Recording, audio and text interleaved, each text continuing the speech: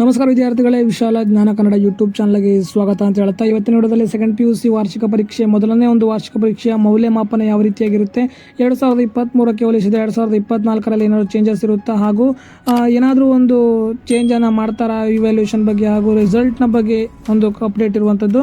So ಇದ್ರ ಬಗ್ಗೆ complete ಮಾಹಿತಿ ತಿಳಿಸ್ಕೊಡ್ತಾ ಬರ್ತೇನೆ. ವಿಡಿಯೋನ ಕೊನೆಗೂ ನೋಡಿ, ನಮ್ಮ ಚಾನಲ್ಗೆ ಸಬ್ಸ್ಕ್ರೈಬ್ ಮಾಡಿ ಅಂತ ಹೇಳ್ತಾ ವಿಡಿಯೋನ ಶುರು ಮಾಡೋಣ ಬನ್ನಿ.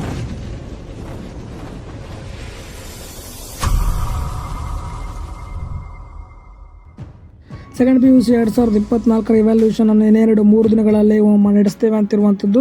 ಸೊ ಎಲ್ಲ ಒಂದು ವಿದ್ಯಾರ್ಥಿಗಳಿಗೆ ಒಂದು ವೇಳೆ ಸ್ವಂತ ವಾಕ್ಯದಲ್ಲಿ ಬರೆದ್ರೆ ಉತ್ತರವನ್ನು ಮಾರ್ಕ್ಸ್ನ ನೀಡ್ತಾರ ಅಂತ. ಸೊ ವಿದ್ಯಾರ್ಥಿಗಳೇ ಟಾಪರ್ಸ್ ಆಗಿರಲಿ, ಡಿಸ್ಟಿಂಕ್ಷನ್ ತೆಗೆದಿರುವಂಥ ವಿದ್ಯಾರ್ಥಿಗಳಾಗಲಿ ಕೆಲವೊಂದು ಪ್ರಶ್ನೆಗಳನ್ನು ಅವರು ಕೂಡ ಸ್ವಂತ ವಾಕ್ಯದಲ್ಲಿ ಉತ್ತರವನ್ನು ಬರೆದಿರ್ತಾರೆ. ಶಿಕ್ಷಕರಿಗೆ ನೀಡಿರುವಂತಹ ಒಂದು ಕೀ ಆನ್ಸರಲ್ಲಿ ಇರುವ ಹಾಗೆ ಉತ್ತರವನ್ನು ಯಾವ ವಿದ್ಯಾರ್ಥಿಗಳು ಕೂಡ ಇದ್ದ ಹಾಗೆ ಬರೀಲಿಕ್ಕೆ ಸಾಧ್ಯ ಆಗೋದಿಲ್ಲ.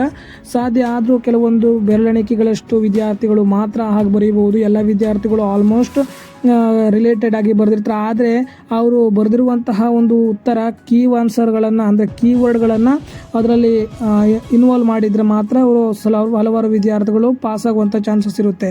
ಸೊ ವಿದ್ಯಾರ್ಥಿಗಳೇನು ರಿಸಲ್ಟ್ನ ವಿಷಯಕ್ಕೆ ಬಂದರೆ ಏಪ್ರಿಲ್ 22 ಅಂತ ಕಾಣಿಸ್ತಾ ಇದೆ. ನೋಡೋಣ, ಏಪ್ರಿಲ್ 22ರ ಒಳಗಾಗಿ ನಿಮಗೆ ರಿಸಲ್ಟನ್ನು ಬಿಡುವಂಥ ಚಾನ್ಸಸ್ ಇದೆ. ಇನ್ನು ಇವ್ಯಾಲ್ಯೂಷನ್ ಆವಾಗಲೇ ಹೇಳಿದಾಗೆ ಈ ರೀತಿಯಾಗಿ ನಡೆಯುತ್ತೆ.